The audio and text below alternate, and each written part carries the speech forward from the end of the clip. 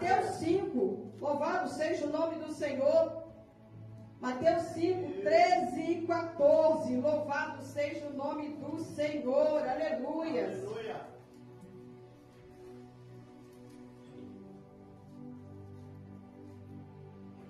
Glória a Deus. Mateus 5, 13 e 14, amém? Diz assim: vocês são o sal da terra. Aqui está o nosso ponto. Vocês são o sal da terra. Mas se o sal perder o seu sabor, como restaurá-lo? Não servirá para nada, exceto para ser jogado fora e ser pisado pelos homens. Vocês são a luz do mundo. Não se pode esconder uma cidade construída sobre um monte. Amém. Podeis assentar, irmãos. Nunca foi tão viva essa palavra. Ser o sal da terra. Nós nunca estivemos em uma sociedade tão deturpada, tão explicitamente cultuada a Satanás do que hoje. Nós vemos hoje as grandes streamings, as grandes plataformas de música, elas são literalmente uma situação que envolve o cultuar a Satanás. As músicas têm sido feitas com um direcionamento de alcançar e deturpar a mente dos jovens. Em uma breve pesquisa nós podemos ver, a maioria dos grandes cantores hoje que estão na mídia, eles tiveram uma transformação, não só do ponto de vista do sucesso, daquilo que eles almejavam, de visibilidade, mas principalmente também da sua conduta e da sua aparência, que a partir de situações que eles fizeram uma troca, eles começam a mudar toda a sua imagem. Para quê? Para que eles cultuem alguém, para que receba de outro lado alguma coisa. Nós nunca tivemos jovens tão literalmente sendo induzidos a erro como temos agora. Esta semana eu recebi 2 artigos científicos da parte do direito, onde se diz que hoje o Brasil é a terceira maior situação, é o maior quantitativo carcerário do mundo. Nós temos uma população carcerária que ela é terceiro lugar, o seu número, a quantidade. A maioria dos que estão lá dentro são jovens e na sua grande totalidade, pouquíssimos não têm o nome cristão, o nome bíblico. São pessoas, são filhos de homens e mulheres de oração, são meninos que vieram de um lar de oração, que se desviaram, que foram induzidos a determinadas situações, e aí eles se envolveram no mundo da criminalidade e eles passaram o quê? Estão hoje encarcerados. Mas tem um estudo sendo feito, um outro artigo que ele vem se contrapondo a esse, aonde eles vão estudar o quantitativo de pessoas encarceradas versus o quantitativo de filhos de pessoas que têm nomes bíblicos, e eles vão ponderar numa balança por que é que os crentes, por que é que essas pessoas que em tese são conhecedoras da Bíblia e se encontram hoje encarceradas, envolvidas no mundo do crime, pessoas que tiveram atos, condutas criminosas. E a conclusão que se chega da filosofia e da sociologia é que os jovens, é que o crente, ele é mais suscetível para o mau caratismo e para a criminalidade do que as pessoas que são ateus, aquelas que não professam nenhuma fé, o ateu, ou aquela pessoa que professa a religião de matriz afro. A lógica da filosofia e da sociologia é que é melhor você ter uma ética sem fé do que e você ter moral, do que você ter uma fé sem moral e sem ética. Nos grandes plataformas hoje, nos grandes centros universitários, defende-se a moral e a ética em detrimento da fé. Porque quando nós olhamos a fé e a historicidade, sobretudo dentro dos grandes centros encarceradores, Lá dentro tem pessoas que têm nomes que são bíblicos. Mas quando nós vamos olhar para dentro da Bíblia, quando nós vamos olhar a caminhada do homem e da mulher de Deus, quando nós vamos olhar para dentro das famílias cristãs, nós vemos uma situação que ela é muito diferente. Porque nós sabemos que quando nós nos dispusemos a buscar a face de Deus, quando nós nos dispusemos a fazer a vontade de Deus, quando nós nos dispusemos a pagar um preço em favor dos nossos irmãos, a fazer um jejum, a fazer uma oração, a nos consagrarmos em favor da igreja, dos santos, nós sabemos que nós somos alvo de ataques malignos. Quando nós nos colocamos em situação de buscar a face de Deus, Satanás vai se levar de tal forma para que ele possa atacar dentro dos nossos lares. Os nossos filhos são alvo, a nossa família são alvo, os nossos maridos são alvos, nós somos alvos porque Satanás quer nos enfraquecer de tal forma para que nós estejamos com a nossa fé abalada. Começa a fazer um jejum. Começa a fazer um propósito de oração. Começa a fazer um projeto, um propósito em Deus ou para Deus, em Deus, estando em Cristo, para alguma pessoa. Vai orar por aqueles que estão em depressão.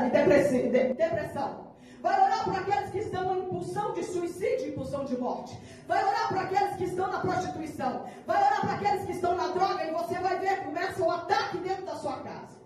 Então a realidade cristã não é a mesma realidade filosófica e também não é a mesma realidade sociológica, aonde dentro das cadeias está cheio de pessoas com nomes cristãos. Pelo contrário. A realidade cristã é que tem uma igreja que ela se coloca em oração, são homens e mulheres de oração. Mas quando nós nos dispomos diante de Deus, nós sofremos ataques. Então há situações no mundo espiritual que ela dá coadunada com o mundo físico. Nunca foi tão necessário essa palavra. Sejamos o sal da terra. Nós temos projetos tramitando no Brasil para que não haja mais culto dentro das cadeias. Não pode-se mais ter cultos dentro das cadeias. Por quê? Porque grande quantitativo de presidiários estavam se voltando a Deus. Nós fizemos há pouco tempo, eu e uma irmã aqui da igreja, por uma questão específica, um levantamento. Só que nesse outro caso, aqui nos Estados Unidos, tem um avivamento acontecendo dentro das cadeias. Batismo nas águas, batismo com o Espírito Santo, presidiários se voltando a Deus. Estão se rendendo a Cristo. Há 3 situações que levam isso. Primeiro, a situação porque de fato estão sedentos e arrependidos. Uma outra situação é que quando eles se voltam para o Evangelho e abandonam as antigas práticas, eles são movidos para determinadas alas, aonde não há tanto risco de vida. E um outro fator é, se ele não vai pelo amor para o Evangelho, dentro das cadeias, se ele não vai para essa situação de segurança, nós temos também dentro das cadeias uma religião satânica que tem crescido desesperadamente. Porque eles não têm medo, e até as oferendas que nós vemos cultuando aqui fora, sobretudo nos grandes shows, onde tem imagens de Satanás, as imagens malignas, são feitas dentro das cadeias. Mas aí Jesus vem falando que nós devemos ser o sal da terra. E nós precisamos clamar por essas pessoas que estão se perdendo. Nós precisamos clamar por esses que estão se esvaindo, perdendo as suas vidas. Quando nós vamos olhar os quantitativos das escolas, das faculdades federais do Brasil, as faculdades públicas, que são aquelas que até pouco tempo, e eu sou oriunda de faculdade federal, eu fiz 3 faculdades federal, eu sou uma sobrevivente. Porque quando a gente olha para trás, se você for pegar o manifesto dos pais, são jovens que entram dessa figura normal, meninas com cara de meiga, jovens, mas que em dado momento a sexualidade vai se transformar por indução de uma equivocada ideologia que é implementada na cabeça dos jovens coercitivamente. E por que coercitivamente? Porque se eles não aderem, eles não têm êxito dentro das faculdades. Nas faculdades federais hoje, só faz um doutorado e um mestrado se você tiver 100% dentro daquela ideologia que eles implementam lá dentro. Então nós temos os nossos jovens, os nossos filhos, nós temos toda essa geração que Deus quer trabalhar, sendo deturpada para o maligno. Se nós como igreja não começarmos a orar para que mude essa situação, estaremos perdidos em breve. E a oração não são só dos pais, as orações é da igreja. E aí eu quero falar de Jesus, que vem mencionando aqui no versículo 13, que nós somos o sal da terra. Quando nós vamos olhar a Bíblia e a historicidade de Cristo, Lucas 2, 42 a 51 vai falar que Jesus, já com 12 anos de idade, pequeno, nós temos aqui crianças de 12 anos, ele já se encontrava no templo ensinando aos anciões, aos doutos da lei. Os anciãos eram aqueles que guardavam o conhecimento e eles transmitiam para outros. Jesus, com 12 anos, ele já estava ali ensinando. É para nós entendermos que a nossa criança, os nossos jovens, eles têm que ter comprometimento, nós somos responsáveis por ele. Jesus foi o maior ensinador, o maior douto da história. Foi aquele que mais teve uma pedagogia, uma didática de ensino. Porque a Bíblia vai dizer que ele vem ensinando por meio de parábolas. E parábolas são contos, são exemplos. Jesus vem aqui falando também sobre o sal da terra. Quando Jesus não falava sobre parábolas, ensinando em termos de determinadas situações, eles vinham trazendo o quê? O sal, ele vem trazendo aqui algo mineral, algo que nós conhecemos, algo que nós usamos, que nós temos dentro da nossa casa. Quando nós vamos olhar a história da Bíblia, a história do Pentateuco, a história do Velho Testamento, nós vemos toda uma simbologia a partir de certas situações. Nós vemos o óleo ungido, nós vemos ali uma simbologia no Novo Testamento do pão, do vinho. Então, os ensinamentos bíblicos, em dado momento, vai trabalhar conosco que há situações que é o quê? Que ela é consagrada a Deus. E no Velho Testamento vai falar sobre o azeite santo. Nós temos ali o azeite que era falado na Bíblia, e por 20 vezes ele é citado. Ele era usado para ungir os reis, ele era usado para ungir os sacerdotes, para ungir os profetas.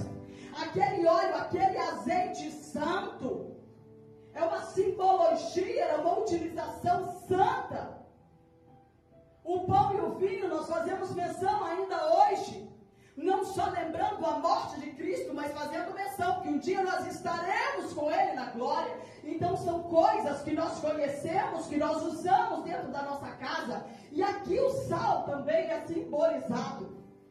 É algo também que nós usamos todos os dias. Quando nós vamos olhar o sal na Bíblia, ele tem 3 situações interessantes. Primeiro, o sal vem para pactuar. O sal serve para fazer pactos. Ele vem para fazer pactos, simbolizando muitas questões, para deixar claro muitas situações aonde Deus havia feito alianças com o homem, aonde Deus estava cumprindo promessas com o homem. O sal também ele vem purificando. Dentro da Bíblia há situações de purificação pelo sal. Quando nós vamos olhar o Velho Testamento, também ele serve para amaldiçoar. Quando há pecado, quando há apostasia, quando há o afastamento de Deus e quando há desobediência. Mas nos remetemos agora também à questão da questão do sal. Porque quando nós vamos olhar o passado, o sal serve para si como salário também. Ele tinha várias simbologias. Ele servia como salário, ele servia como para purificar o alimento, ele servia para dar o quê? Para preservar os alimentos. Então, quando Jesus ele fala que nós devemos ser o sal da terra, seja pela via secular, seja pela via comum, Jesus está falando conosco que nós devemos nos adaptar a essas situações, porque não é à toa que isso está na Bíblia. Há um livro chamado A História do Mundo, que foi escrito por Mark Cuxland. E esse homem vai falar que a história do sal, o seu descobrimento, a sua utilização, ela se confunde com a história da evolução da humanidade. Porque reis, nobres, exércitos, eles foram desenvolvendo sociedades a partir da utilização do sal. Em dado momento, ele era tido como moeda de troca, dinheiro. Na Roma antiga, os soldados recebiam com sal. Então, nós vemos toda uma simbologia que era trabalhada a partir de tudo isso. E o sal, sendo mineral, ele vem antes da vida, da nossa vida. Porque assim como a Bíblia diz em Gênesis que Deus criou todas as coisas, Deus criou a terra, o ar e tudo quanto nela há, antes de criar o homem, o sal como mineral, ele foi criado também lá atrás. Então ele tem a sua simbologia secular, que é na nossa utilização, seja na época antiga, seja agora. E ele também tem a sua utilização pela via espiritual. E quando nós vamos ver na simbologia espiritual, nós vamos ver ali na questão do óleo, quando Deus chama ali, acho que é Êxodo 30, Deus chama Moisés e fala: Moisés, você vai fazer um óleo de unção. E Deus dá ali toda uma receita, todo um direcionamento para Moisés. E Deus vai falar com Moisés que ali vai haver mirra, ali ele vai dando ali todas as receitas, e ele vai falar que seja também, coloque o sal, porque ali aquele sal também era um dos ingredientes que o sítio utilizaria para formar aquele azeite da unção, aquele azeite santo, onde iria ungir os tabernáculos, e onde ungir todos os sacerdotes, e ungir também todos os equipamentos dentro do tabernáculo, dizendo que aquilo ali era separado para Deus. Então, a partir desse azeite, desse óleo santo da unção, que também tinha o sal, era feito esse mandamento de Deus. Mas não era o azeite que era santo, era a ordenança, era a obediência. A obediência, porque Deus vai dizer exatamente no Êxodo 30 que não se poderia fazer nenhuma outra receita a partir daquele mandamento para se utilizar pela via secular. É Deus falando aquilo que é separado, aquilo que eu fiz para mim, para ser usado no templo, nas coisas santas, você não vai deturpar. Você não vai usar para aquilo que não é meu. É Deus falando que eu e você somos separados, porque a Bíblia diz que Ele habita em nós somos a habitação do Espírito. Nós não podemos cochear em dois pensamentos, falar a Deus que servimos a Deus, cantar aqui que nós somos vasos, que somos entregues, que somos gratos, mas nós servimos de maneira equivocada, muitas vezes fazendo certo, mas com intenções equivocadas. Não se pode pegar o sagrado e profanar. Não se pode pegar a receita daquilo que Deus falou que é santo e usar de forma distinta. Não pode. Quando nós vamos ver o Velho Testamento também, nós vemos ali o sal usado como pacto. Desde que o homem pecou, lá atrás, Deus já tinha no seu coração de dar o seu filho por nós. Deus fez um pacto conosco quando Ele nos deu o seu filho unigênito.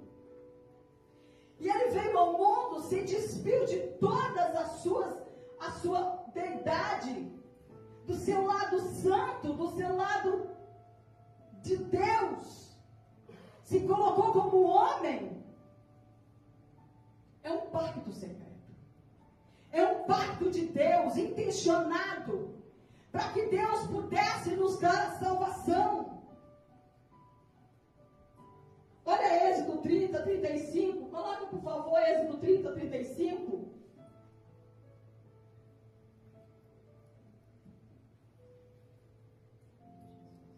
E faça um incenso de mistura aromática. Obra de perfumista. Levará sal. E será puro e santo. Nós não somos qualquer obra. Nós somos, a Bíblia diz que nós somos o bom cheiro de Cristo. Há algo puro, algo santo em nós que não advém de nós mesmos. É a presença de Deus em nós. Nós não podemos deturpar isso. Levítico 2:13. Louvado seja o nome do Senhor, aleluias. Quando a Bíblia vai falar das ofertas de cereais, as ofertas que nós vamos dar ao Senhor, que nós vamos consagrar ao Senhor, olha o que a Bíblia diz. Temperem com sal todas as suas ofertas de cereal. Não deixem o sal da aliança do seu Deus faltar nas suas ofertas de cereal. Coloquem sal em todas as suas ofertas.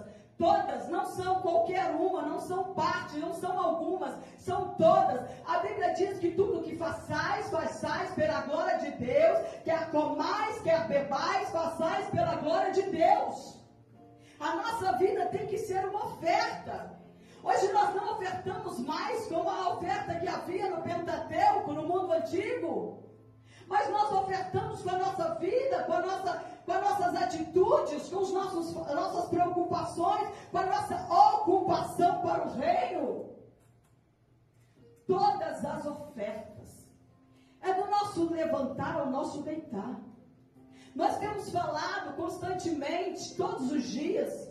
Nós não podemos passar um só dia sem ler a palavra de Deus. Nós não podemos passar um só dia sem ter um encontro com Deus. Não é aquela oração rápida. É momentos que você vai separar para você estar diante dele, para você sentir a presença dele. Foi cantado louvor aqui, quem já pisou na presença do Santo dos Santos, em outro lugar não pode viver, meu irmão. Quando você começar a se separar o seu dia, para verdadeiramente você ter um encontro com Deus, vai passar dias que você vai estar ocupado, mas o seu coração vai chamar de tal forma que você não vai conseguir resistir sem estar na presença de Deus. Aleluia! A presença de Deus na nossa vida, ela faz falta, nossa alma clama. E às vezes nós temos esse Espírito Santo em nós, mas ele está inoperante. Por isso que tem pessoas que não sentem a presença de Deus. Por isso tem pessoas que não se incomodam com orar. Por isso que tem pessoas que não se incomodam de clamar. Por isso que tem pessoas que não se incomodam de não ter um momento separado para Deus. É porque o Espírito Santo, a parcela de Deus que está dentro dele, está inoperante. Se você pegar um membro da sua casa, seja quantos forem, e verbalmente, eu não vou falar nem por enfermidade, eu vou falar intencional, e verbalmente você não dirigir a palavra a essa pessoa, você isolar, você não se comunicar, você não se relacionar estando debaixo do mesmo teto, esse relacionamento vai ruir. Essa pessoa vai se sentir isolada. Ela vai se sentir despreterida. Ela vai sentir como se não fizesse parte mais. Ela está ali, mas ela está inoperante. O Espírito Santo de Deus em nós também é assim. Paulo vai dizer, não extinguais o Espírito Santo de Deus que há em vós. A maneira de nós extinguirmos esse Espírito e não termos um relacionamento diário com Ele é uma das formas. Quando nós nos dispomos a não ter esse relacionamento com Deus, é isso que vai acontecer. Número 18, versículo 19, o pacto da promessa. Nós temos o pacto da oferta, mas nós também temos o pacto da promessa. Números 18 e 19.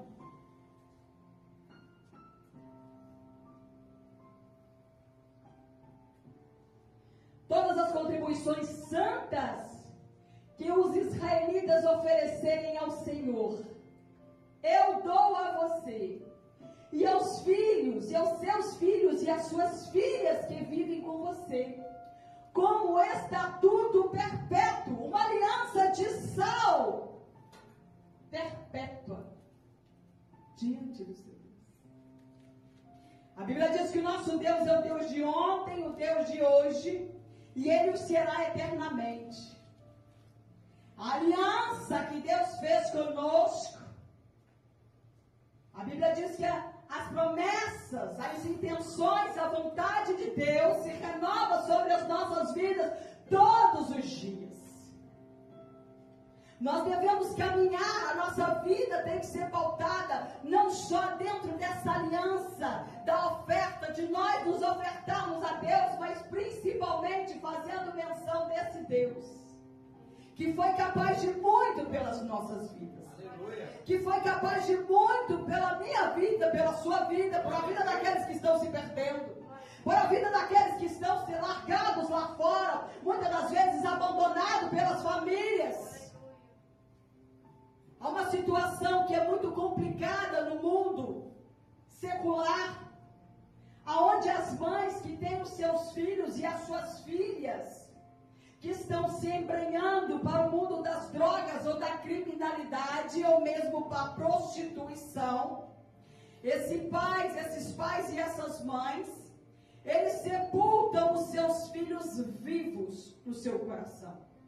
Significa que aquela pessoa está viva, mas o pai e a mãe, em função da conduta que aquele jovem ou aquela jovem começa a ter, que é sabido no mundo secular, que culminará em situações onde haverá não só uma perda de vida, ou um vício que leva a pessoa a uma situação deplorável, ou uma doença incurável. O pai e a mãe sepultam esse filho vivo, antes que a desgraça maior chegue e abata na sua porta, porque quando isso acontecer, a pessoa não sentirá tanto.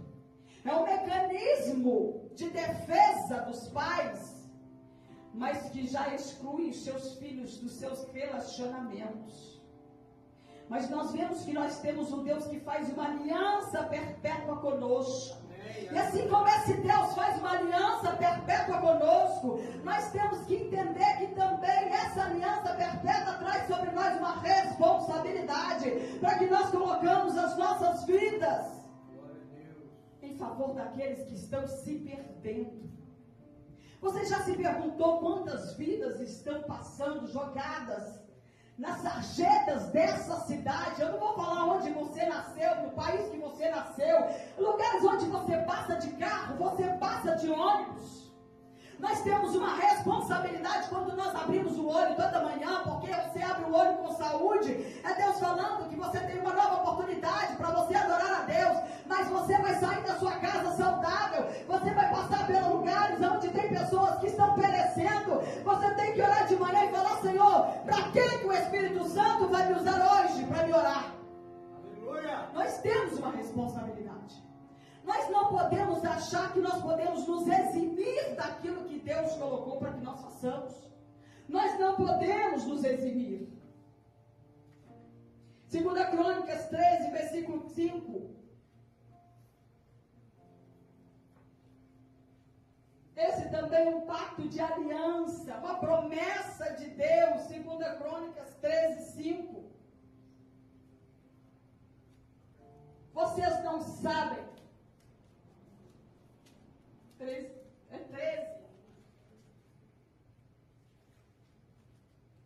Vocês não sabem que o Senhor, o Deus de Israel, deu para sempre o reino de Israel a Davi e aos seus descendentes dele, mediante a sua aliança de sal? Olha aí. Quando Jesus vem falando que nós temos que ser o sal da terra, Jesus era um douto, conhecedor da lei, um mestre por excelência, um dos maiores psicólogos, terapeutas, o maior conhecedor de todas as coisas. E ele vem trazendo isso lá em Mateus, não é à toa, porque ele já conhecia todo o mandamento do Pentateuco. E as promessas que Deus fez a Davi perpetuamente. Há muitas coisas que ainda não se cumpriram. Há coisas que ainda vão se cumprir sobre isso. O reino eterno, aí vem Jesus, da linha davídica. As promessas que Deus faz na minha vida, na vida da sua vida, na vida dos nossos filhos, na vida dos nossos, na vida da igreja, elas não se perdem com o tempo, elas não se perdem com os anos, elas não se perdem com a transformação da sociedade, muito pelo contrário, a Bíblia diz que ela permanece. Olha ali, descendentes mediante uma aliança de sal. É a fidelidade de Deus. Jesus é a oferta do pacto para as nossas vidas em Cristo. Ele é essa descendência de Davi para nós. Aleluia. Nós somos abrangidos por essa promessa. Louvado seja o nome do Senhor. Aleluia. Mas esse sal também vem como purificação. Olha que coisa linda. 2 Reis 2, 19 e 22. Aleluias. Glória a Deus. 2 Reis 2, 19 a 22. Louvado seja o nome do Senhor. Alguns homens da cidade foram dizer a Eliseu: Senhor, como águas, a água não é boa e a terra é improdutiva. E ele disse: ponham sal em uma tigela nova e tragam-na a mim. E quando a levaram, ele foi à nascente e jogou o sal e disse: assim diz o Senhor, purifiquei esta água, não causará mais mortes e nem deixará a terra improdutiva. E a água permaneceu pura até o dia de hoje, conforme a palavra do Eliseu. Amém. Irmãos, há situações que muitas das vezes, ali diz que aquela cidade era bem localizada. Às vezes nós estamos numa situação que achamos que estamos bem. Às vezes vemos, projetamos, pensamos que tudo irá acontecer da forma como nós pensamos.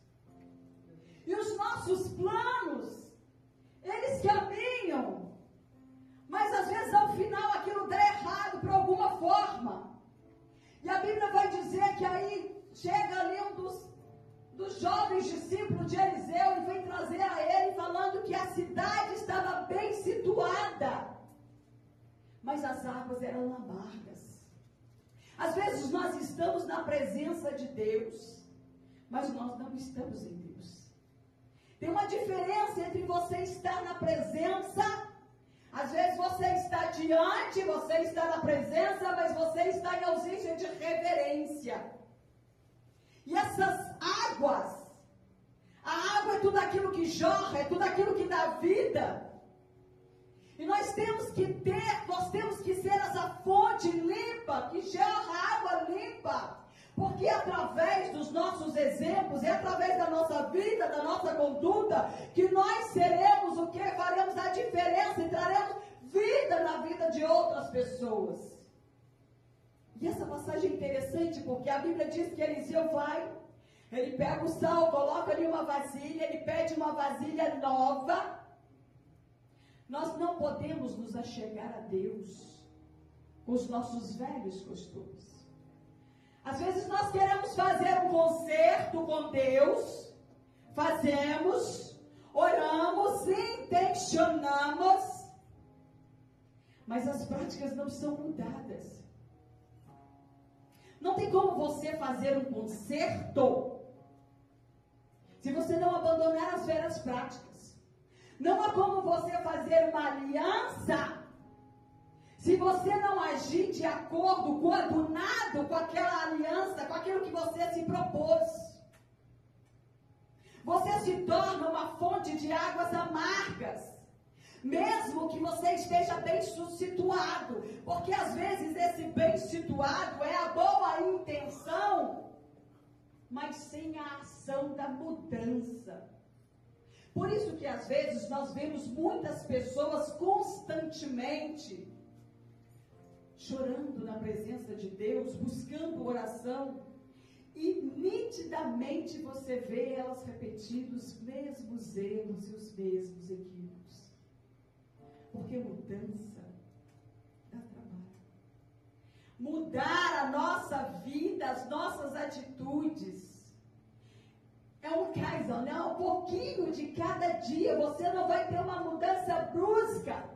A sua tristeza, ela não vai ser abandonada assim de uma hora para outra. É todos os dias você procurar achar alguma nova, uma coisa nova, um propósito novo, para que você possa se alegrar um pouco mais. Por isso que a Bíblia diz que nós devemos nos alimentar de Deus todos os dias, porque Deus é a nossa fonte de alegria. A Bíblia diz que nós devemos conhecer e prosseguir em conhecer a Cristo, porque dele advém a nossa alegria. Aleluia! Por isso que nós precisamos. Nós não vamos mudar as nossas condutas se nós não nos propormos a conhecer no profundo a palavra de Deus e conhecer esse Deus que é o maior exemplo que nós temos na nossa vida. Mas esse sal, ele não é só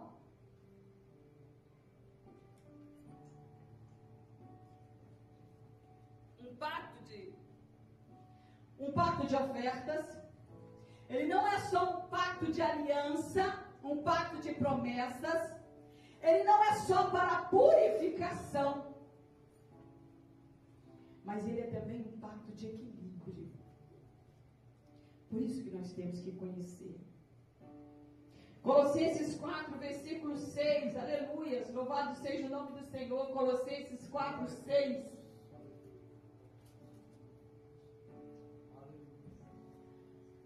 O seu falar seja sempre agradável e temperado com sal, para que saibam como responder a cada um. Irmãos, aqui está a prova de fogo do crente. Aqui é a prova de fogo do crente.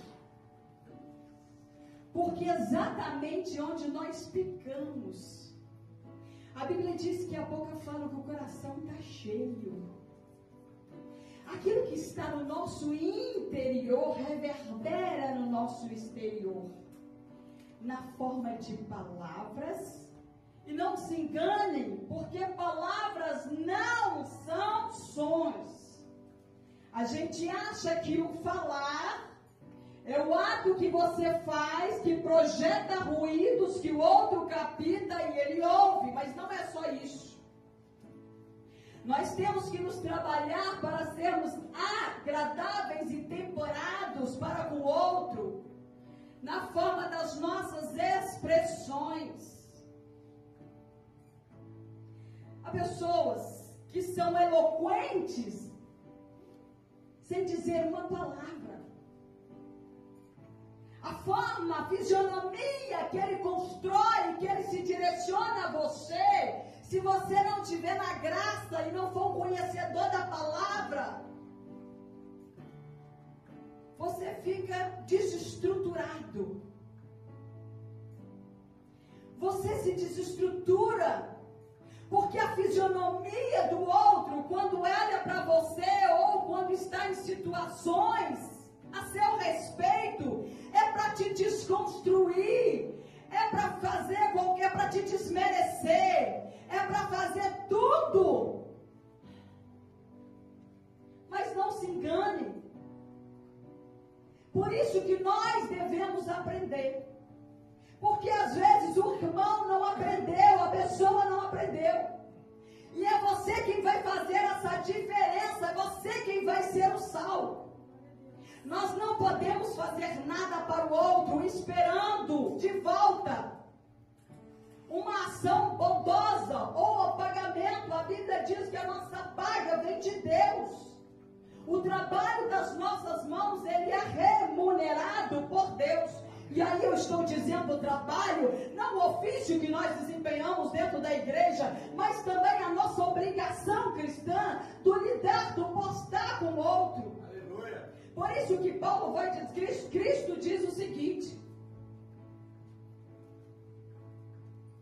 aprendei de mim que sou manso e humilde de coração. Imagina Pedro falando com Cristo. Imagina. Eu não vejo. Não vejo Cristo fazendo caras e bocas para ninguém. Duvido. Irmãos, são situações que reverberam aquilo que está dentro da pessoa. Nós precisamos aprender sobre isso, porque o comedido, o temperado, não precisa estar no outro para que nós começamos a colocar em prática, porque se nós temos um mandamento primais, que é amar o outro acima de todas as coisas, como é que eu não vou amar o meu irmão? Como é que eu vou amar a Cristo se eu não amo aqui o meu irmão? Gente, se nós desconstruirmos uns aos outros na cara mais lambida que tem, imagina o que não faz com Cristo. E faz. Porque quando você faz isso com o irmão, você está fazendo com Cristo. Quando você fala nas costas do irmão, você está falando de Cristo. Que você tem medo do irmão, mas você está dando ombros para o temor a Deus. Você não tem. Nós precisamos entender esse temperado com sal. Mas, amado, não deixe de praticar porque o outro não pratica. Não faça o errado porque o outro faz. Seja diferente. Seja comedido, temperado com sal. Nós temos um exemplo. Nosso maior exemplo é Cristo. O seu exemplo não é o irmão, não é a irmã. O seu exemplo é Cristo. Aleluia. Nós temos que olhar para Ele. Ele é o autor e consumador da nossa fé. Aleluia. É Ele o nosso exemplo. Ele é o nosso exemplo. Aleluia. Mateus 11, 29. Mateus 11, 29. Louvado seja o nome do Senhor. Diz assim: tomem sobre vocês o meu jugo e aprendam de mim, porque eu sou manso e humilde de coração, e vocês encontrarão descanso. Irmãos, quando você não está, como diz os jovens, nessa vibe, quando você não está nisso daqui, tudo te afeta. Tudo que vem a você vai te afetar. Se você estiver passando uma luta, a sua vida vai estar destruída. Se você estiver passando uma necessidade, a sua paz foi embora. Se tiver ausência de dinheiro dentro de casa, a guerra do casal está instaurada. Se tiver enfermidade, a fé já foi embora. Se o filho se perder, você já excomungou a Deus. É uma gradação. Mas quando você aprende, porque eu sou manso e humilde de coração. Irmãos, a mansidão de Deus, de Cristo, e essa humildade faz com que nós encaremos e sabemos estar nele, descansado e esperando, porque assim nós vamos ter paz para a nossa alma. E a sabedoria de Cristo, a sabedoria emocional, psicológica, do maior psicólogo de todos, que é Cristo, não está em você não ter problemas, e você não ter lutas, e você não ser afrontado. Não está o irmão te dar uma palavra errada e você voltar e devolver igual um Pedro na vida. Não é isso. Está em você saber ouvir aquilo, ainda que seja uma palavra dura. Aquilo não te afetar espiritualmente. O seu emocional não ficar destruído por causa de uma aflição que está no outro. Tem pessoas que adoecem as outras, se permitem adoecer. Por isso que nós devemos estar em Cristo, para que nós não sejamos afetados por essas coisas. Por isso que nós devemos estar nele. Marcos 16, 15 vai dizer: ide por todo mundo e pregai o evangelho a toda criatura. E aqui nós vamos ver o sal. o alimento mais difundido, mais usado no mundo inteiro. Não há um só país que não se utilize do sal. Seja por questões medicinais, seja por questões para manter os alimentos, para fazer algum tipo de conserva ali. Qualquer situação. Toda mesa, em todos os países que você chegar, vai ter esse alimento.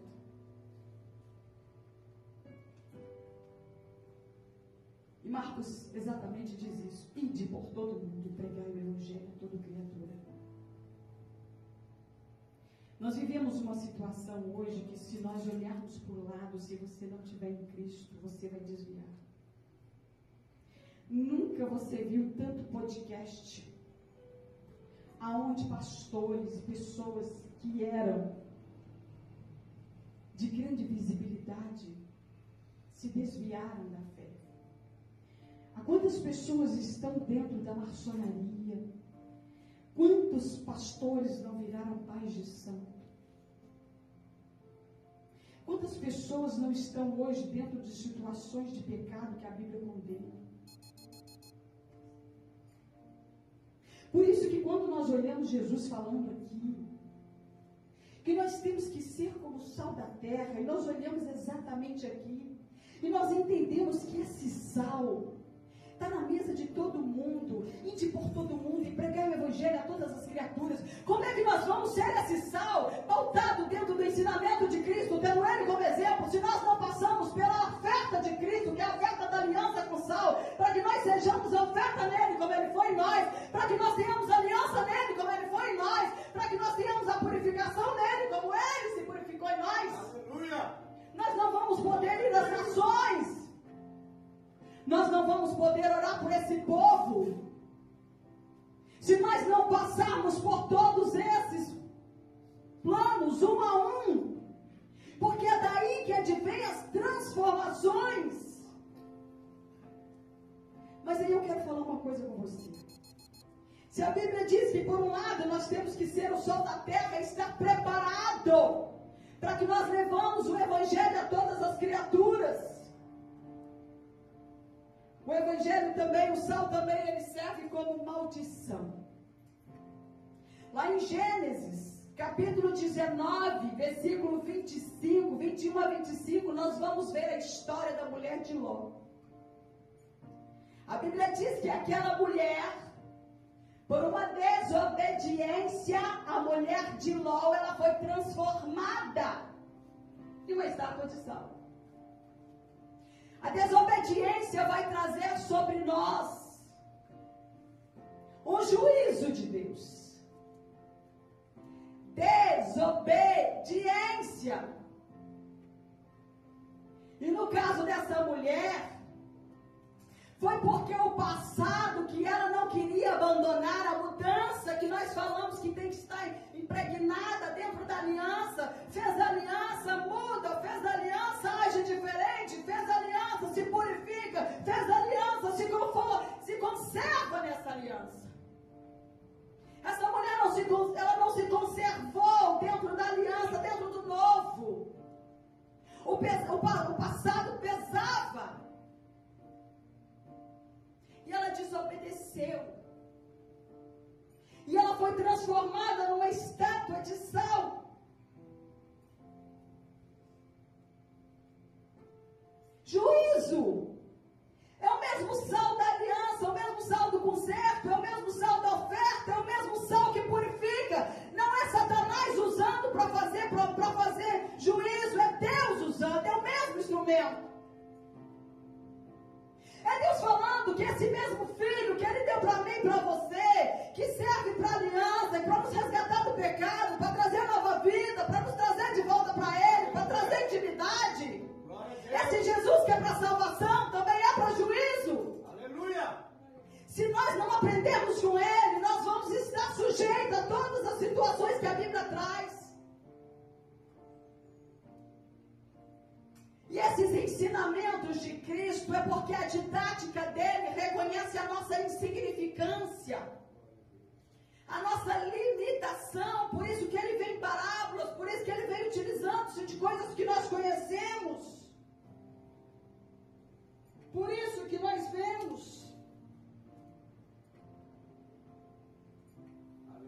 convido também a abrir Sinfonias 2, versículo 9. Sinfonias 2, 9. Aonde diz: por isso, tão certo como eu vivo, olha, tão certo, olha, Deus jurando pela própria vida. Tão certo como eu vivo, declara o Senhor dos Exércitos, o Deus de Israel, Moabe se tornará como Sodoma, e os amonitas como Gomorra, um lugar tomado por ervas daninhas, poços de sal, uma desolação perpétua. O remanescente do meu povo o saqueará. Irmãos, juízo, maldição. Por causa de desobediência, de apostasia, de rebeldia, a Bíblia diz que é melhor obedecer do que sacrificar. Nós não podemos abrir mão do ensinamento que nós temos e falar e agir como se não soubéssemos ou como se nós não tivéssemos aprendido.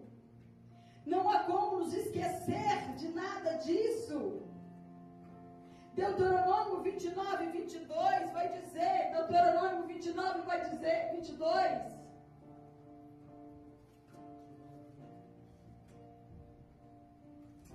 Moisés convocou todos os israelitas e lhes disse: os meus olhos viram tudo que o Senhor fez no Egito, ao faraó.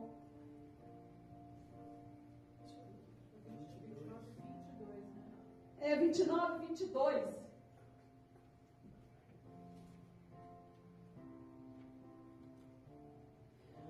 Os seus filhos e os seus descendentes e os estrangeiros que vierem às terras distantes verão as desgraças que terão caído sobre a terra e as doenças que o Senhor,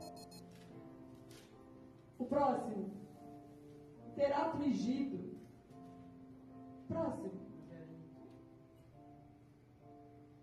Ó, a terra inteira será um deserto abrasador de sal e enxofre. Meus irmãos, a nossa vida tem que ser uma vida frutífera na presença de Deus. Quando nós estamos fora da conduta prescrita pela presença, pela palavra de Deus, nós nos tornamos um deserto abrasador de sal e enxofre. Nós precisamos ter uma conduta frutífera. Todos os dias. Todos os dias. Todos os dias. Nós devemos sentir o nosso coração pulsar na presença de Deus. Eu sei que tem gente que está sofrendo, eu sei que tem gente que está chorando, eu sei que tem gente que está morrendo, eu sei que tem gente que está doente, eu sei que tem gente que está em situação de calamidade, de morte. Você vai se colocar em oração por todos eles, mas ainda que você esteja na presença de Deus, chorando por essas vidas, o seu coração tem que ferver pela presença do Espírito Santo. A Bíblia vai dizer que o Espírito Santo intercederá a Deus por nós, conforme a vontade de Deus. Você sabia que o Espírito Santo ora a Deus por nós, mas não é sobre aquilo que você quer. A Bíblia diz que é sobre aquilo que é a vontade de Deus para a sua vida. Aleluia. E a vontade de Deus para as nossas vidas é que sejamos um manancial para a vida de todos. A vontade de Deus para as nossas vidas é que sejamos terras férteis. Aleluia. E aí você pode dizer: isso é do Velho Testamento, não é para mim.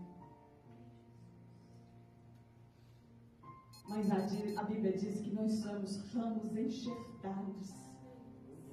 Nós somos ramos enxertados no mesmo Pai. Aleluia. Nós somos esse ramo enxertado nele, por Cristo Jesus. Então é para mim e para você. É isso que Jesus está falando. Nós sois o sal da terra. Nós temos que ser temperados. Nós temos que trazer pela vida do outro, dentro de uma aliança, sermos ofertas pacíficas para Deus e para nossos irmãos. Nós temos que fazer a diferença na terra. Nós temos vida física, mas a nossa parte espiritual é aquilo que nós nos doamos para Deus. E assim como o sal é usado pela vida secular e também é usado dentro da espiritualidade, dentro das coisas santas, Deus também quer que no nosso físico nós estejamos aqui, conduzindo a nossa vida, no nosso trabalho, na nossa família, normalmente, como está o sal na mesa de todas as pessoas. Mas aquele sal, ele tem que salgar, ele tem que fazer a diferença, ele tem que ter um paladar, ele tem que trazer mudança de vida, que nós sejamos esse sal, que nós sabamos, em nome de Jesus, anunciar as boas novas. Se Deus tem colocado no seu coração para orar por alguém, interceda por alguém que está necessitado. Se você tem muito tempo que você não vê um irmão, e você vem à tua mente esse irmão, ore por essa pessoa, dedique momentos do seu dia para orar pela igreja, dedique momento do seu dia para você orar pelos irmãos, dedique momento do seu dia para você orar pelos jovens, orar pelos casais, ore pelos grupos da igreja, ore por todas as pessoas. Não se furte de fazer a vontade de Deus. Aleluia! Nós não podemos pecar deixando de orar uns pelos outros. Que o Senhor possa nos fazer que sejamos o sal da terra. Aleluia! Que nós sejamos o sal da terra e que Deus faça a diferença nas nossas vidas em nome de Jesus. E assim como Cristo, Aleluia! nós possamos aprender dele, que é manso e humilde de coração. E aí Paulo diz: cada um considere o outro superior a si mesmo. Porque quando você vê o seu irmão superior a você, irmãos, muitos conflitos se esvaem.